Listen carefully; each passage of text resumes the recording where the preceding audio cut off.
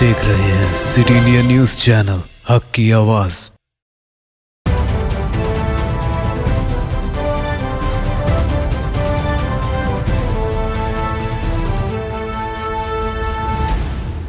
अस्सलामुअलैकुम नाजरीन, city India news में आपका खैर मक़दम है। सिटी इंडिया न्यूज़ के कौमी ख़बरनामा मंजर हिंद में आपका इस्तक़बाल है। ख़बरों से पहले सुनते हैं एक हदीस शरीफ। अहादीस नबवी सल्लल्लाहु अलैहि वसल्लम, मन सल्ला अलैया वाहिदतन सल्लल्लाहु अलैहि अशरा। मुस्लिम शरीफ। जो मुझ पर एक मर्तबा दरूद भेजता है, अल्लाह ताला उस पर 10 मर्तबा रहमत भेजता है। वज़ीर आज़म नरेंद्र मोदी ने शहरियत तरमीमी क़ानून की मुखालिफत करने वालों को आड़े हाथों लेते हुए कहा कि सियासी फ़ायदे के लिए मुखालिफत को हवा देने वालों की वजह से मुल्क ने पाकिस्तान की करतूतों को दुनिया के सामने लाने का मौका गंवा दिया। मिस्टर मोदी ने इतवार को यहाँ रामलीला मैदान में एक रैली से खिताब करते हुए कहा कि ये किसी की शहरियत छीनने वाला नहीं, बल्कि शहरियत देने वाला कानून है। इस कानून से पाकिस्तान, बांग्लादेश और अफ़गानिस्तान में मजहबी बुनियाद पर मुतासरा और सताए हुए लोगों को हिंदुस्तान की शहरियत देता है और उन्हें एहतराम के साथ ज़िंदगी गुजारने का हक़ मिलता है। लेकिन अपोजिशन जमातों के लीडरों ने उसका सियासी फ़ायदा उठाने का काम करके लोगों को तशद्दुद के लिए भड़काया है। भली भांति रोजमर्रा की जिंदगी में अनुभव कर रहे हैं। भाइयों और बहनों, अपने दफ्तर आने जाने में, अपने घर आने जाने में दिल्ली के लोगों को कम से कम परेशानी हो, इसका हमने निरंतर प्रयास किया है। दिल्ली के भीतर सड़कों पर ध्यान देने के साथ ही दिल्ली के चारों ओर पेरिफेरल एक्सप्रेसवे का निर्माण किया गया है।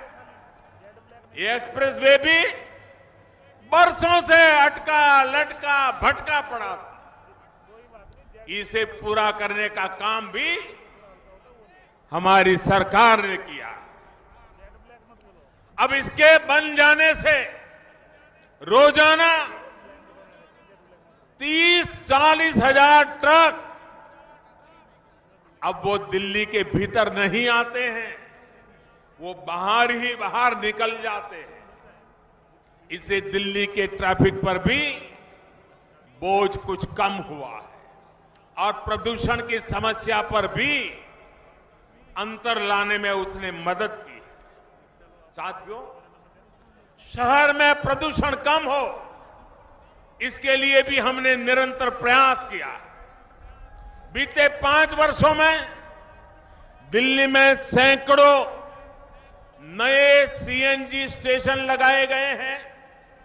यहां जो उद्योग धंधे चल रहे हैं, उनमें से आधों को पीएनजी आधारित बनाया जा चुका है। इसके अलावा हजारों ईंट भट्ठों को नई तकनीक से जोड़ा गया है। अगर पराली जलाने की बात है तो आसपास के राज्यों को भी हमने मदद की है, तत्परता से उनका साथ दिया है और कम करने का प्रयास किया है। लेकिन साथियों, आज दिल्ली में जो राज्य सरकार है, वो यहां की सबसे बड़ी समस्या से आंख मूंद कर बैठी है। ये समस्या है पीने के पानी की। बहुजन समाज पार्टी के सदर मायावती ने दिल्ली के जामिया मस्जिद इलाके में शहरियत तरमीमी कानून CAA और शहरियत के कौमी रजिस्ट्रेशन NRC के खिलाफ एहतजाजी मुजाहरे में हिस्सा लेने के लिए भीम आर्मी के सरबराह चंद्रशेखर की तनकीद करते हुए इतवार को कहा कि ये दिल्ली असम्बली इलेक्शन के पेश नज़र सियासी फ़ायदा लेने की कोशिश है। मोहतरमा मायावती ने ट्वीट करके कहा, मिस्टर चंद्रशेखर अपने सियासी मफादात की वजह से बीएसपी मुखालिफ पार्टियों के हाथों में खेल रहे हैं।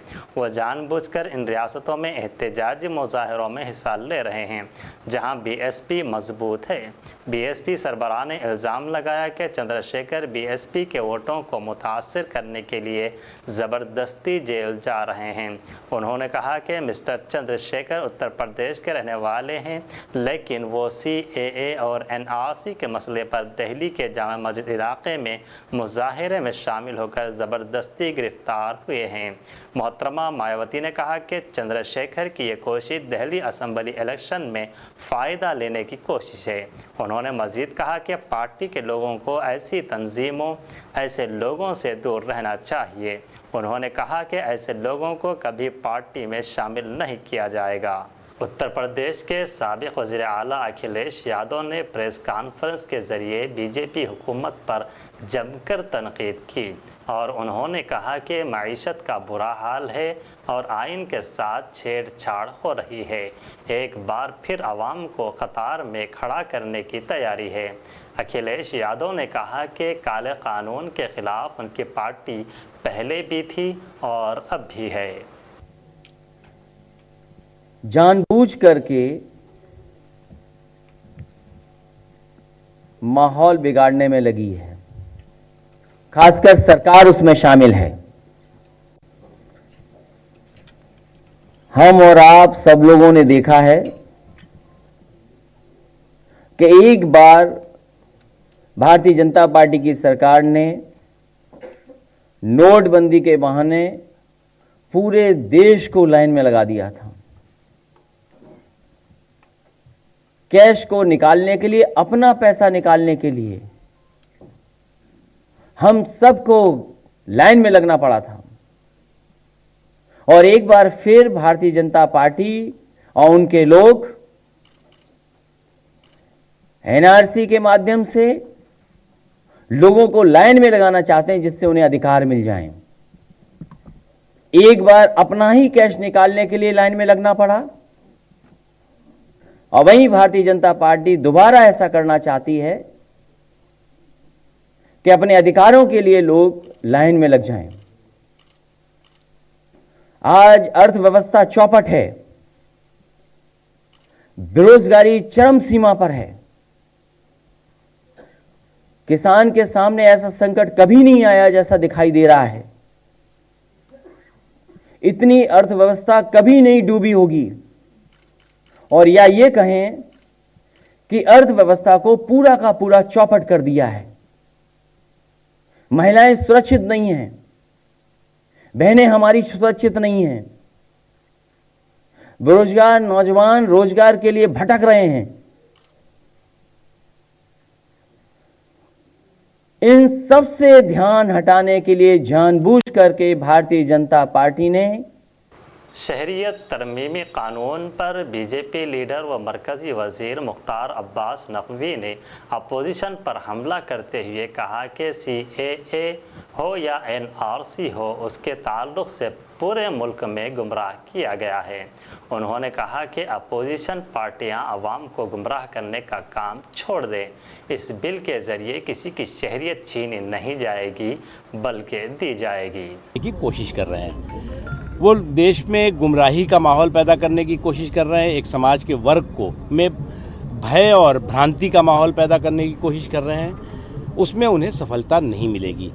प्रधानमंत्री मोदी जी ने, अमित शाह साहब ने बहुत स्पष्ट कहा है कि किसी भी भारतीय नागरिक की नागरिकता पर न सवाल है और न प्रश्न चिन्ह है और न उसे ख़त्म होने का कोई डर है। लेकिन अनफॉर्चुनेटली कल सोनिया जी और आज भी वो अपील करने से ज़्यादा जो है वो लोगों को पीस की अपील के बजाय वो प्रवोक करने वाली अपील करती रही। तो इसलिए जो है वो हमें सबको जो है एकजुट होकर के एक मजबूती के साथ जो हमारे भाईचारा है, सौहार्द है, उसके ताने बाने को मजबूत करना है।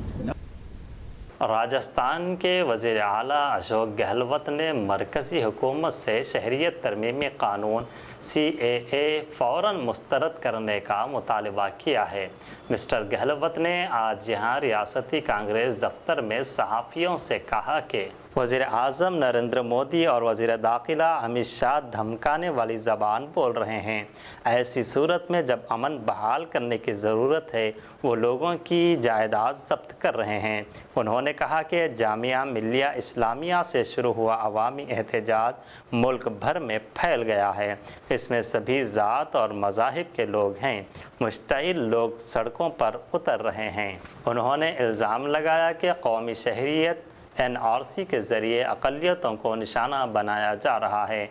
इस कानून से सभी मज़ाहब के लोग परेशान हैं, हालात बिगड़ रहे हैं। मिस्टर गहलोत ने कहा कि हमारा शांति मार्च मुकम्मल तौर पर पुरअमन रहेगा। कुल जमाती शांति मार्च में 7 पार्टियों समेत कई तंजीमों के कारकुनान शामिल हैं। इसमें किसी तरह के नारेबाजी नहीं होगी।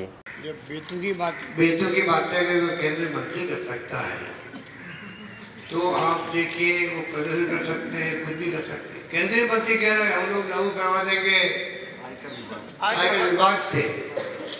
इतना आयकर विभाग में प्यारा हो गया है, CBI, ED, आयकर विभाग। अब इस काम के लिए उनको काम उनको बदल देता है। ED भी ले लेंगे सर, ED को भी ले लेंगे, उसमें आयकर ED भी आ गया।